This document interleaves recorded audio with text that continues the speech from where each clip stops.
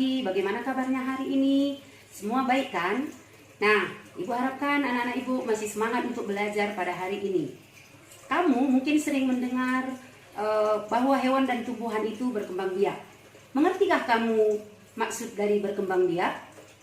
Nah, pagi ini Ibu akan menjelaskan materi tentang perkembangbiakan tumbuhan secara generatif. Ibu harapkan dengan mengikuti materi ini, kamu akan dapat memahami dan menjelaskan cara perkembangbiakan tumbuhan dengan benar. Sehingga kamu dapat membedakan cara perkembangbiakan pada berbagai jenis tumbuhan. Nah, sekarang kita mulai ya. Setiap makhluk hidup berusaha melestarikan jenisnya agar tidak punah. Oleh karena itu, setiap makhluk hidup memiliki kemampuan untuk berkembang biak. Berkembang biak adalah cara menghasilkan keturunan atau anak. Contohnya, pada musim tertentu, pohon alpukat akan berbunga dan beberapa minggu kemudian akan menghasilkan buah. Di dalam buah alpukat terdapat biji yang akan tumbuh menjadi individu baru. Artinya di sini, pohon alpukat menghasilkan keturunan. Nah, perkembangbiakan tumbuhan secara umum dibagi menjadi dua, yaitu secara generatif atau kawin. Perkembangbiakan tumbuhan secara generatif atau kawin ini terjadi melalui proses penyerbukan atau persarian, kemudian terjadi pembuahan. Yang kedua, terjadi secara vegetatif.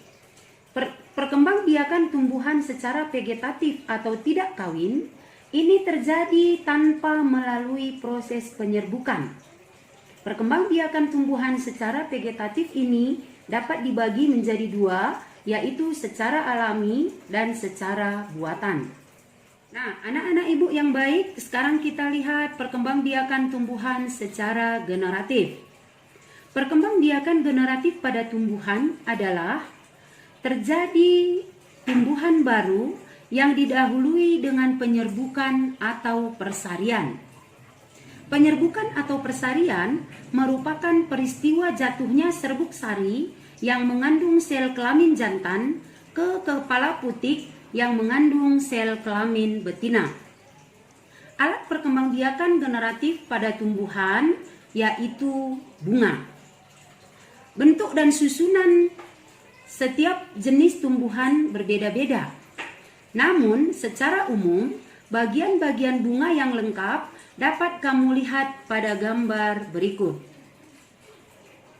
Nah, inilah contoh bagian-bagian dari bunga. Nah, kita lihat yang pertama, ada tangkai bunga.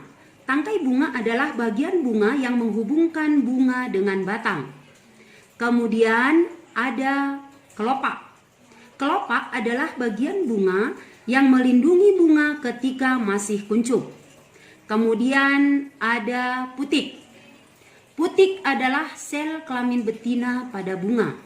Kemudian ada benang sari, yaitu sel kelamin jantan pada bunga. Kemudian bagian bunga yang paling indah ini, yang kita katakan bunga itu indah atau tidak, itu kita lihat dari mahkota bunganya. Inilah bagian-bagian bunga. Nah, bagian atau kategori bunga lengkap dapat dilihat dari adanya komponen bunga yang meliputi kelopak bunga, mahkota bunga, putik, dan benang sari. Contoh bunga lengkap yaitu bunga kembang sepatu seperti yang anak-anak Ibu bisa lihat, dan juga bunga mawar.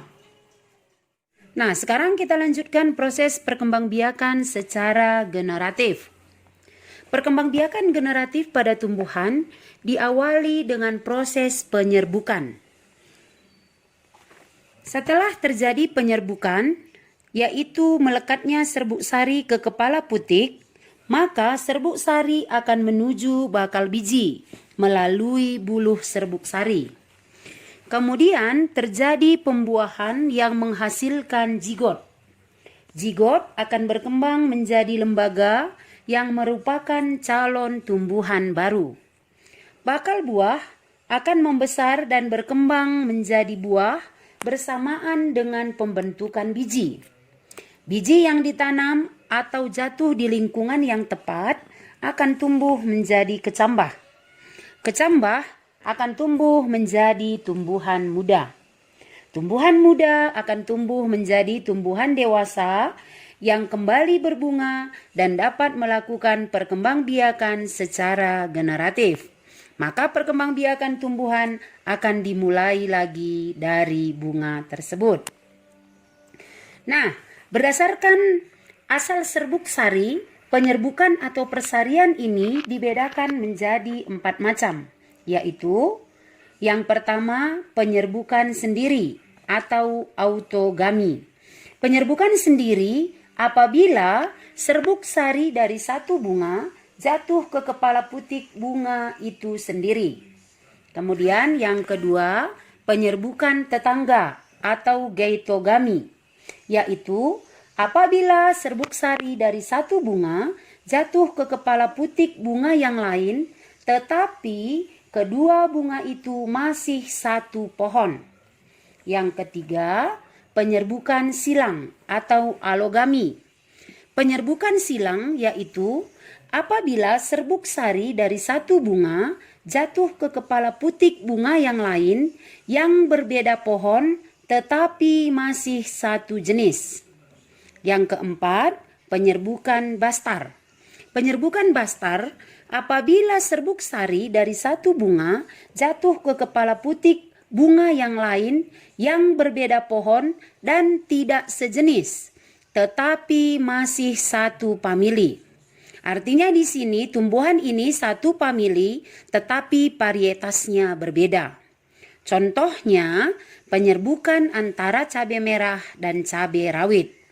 Nah, untuk melihat kemampuan anak-anak kami dalam menangkap materi yang Ibu sampaikan, maka coba kamu kerjakan dulu latihan yang sudah Ibu buat ini.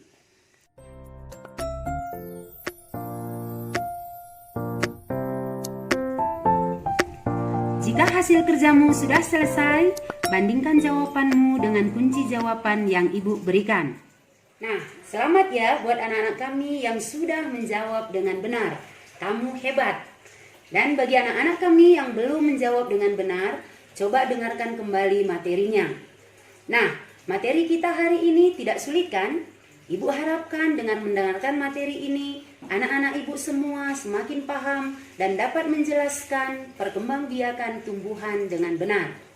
Nah, untuk mengolah kembali pengetahuan kamu tentang perkembangbiakan tumbuhan secara generatif, maka Ibu akan berikan latihan yang akan kamu kerjakan.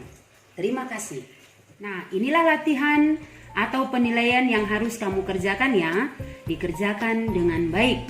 Ibu bacakan soalnya. Yang pertama, bagian bunga yang berperan sebagai alat perkembangbiakan betina adalah nomor 2, jenis penyerbukan yang menggabungkan dua sifat tumbuhan dari dua tumbuhan yang satu famili tetapi berbeda varietas adalah nomor 3, peristiwa jatuhnya serbuk sari di kepala putik pada satu bunga disebut titik-titik. Dikerjakan dengan baik ya.